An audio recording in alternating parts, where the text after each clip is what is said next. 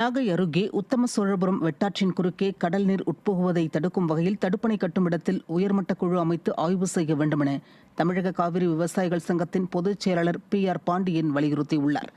உத்தம சோழபுரம் தடுப்பணை இயற்கைக்கு எதிரானதென கூறும் அவர், சுமார் 7.5 கிலோமீட்டர் வழியோர கிராமங்களில் நிலத்தடி நீர் அழியும் என்றும் விளைநிலங்கள் பாலைவனமாகும் என்றும் குற்றம் சாட்டியுள்ளார். மேலும் விடியா திமுக அரசு விவசாயிகளுக்கு எதிராக செயல்படுவதாகவும் அவர் சாடியுள்ளார். மக்களையும் காவல்துறையும் மோதிக்க விட்டு வேடிக்கை பார்க்கக்கூடாது. எனவே மக்கள் கருத்தறியாமல் இது மாதிரியான திட்டங்களை, நீர்ப்பாசன முறைகளில் கொண்டு வருகிற திட்டங்களை அந்த பகுதி விவசாயிகள் கருத்தறியாமல், மக்கள் கருத்தறியாமல் தன் விருப்பத்திற்கு ஆட்சியாளர்களும் துறை அதிகாரிகளும் செயல்படுவதை அனுமதிக்கக்கூடாது.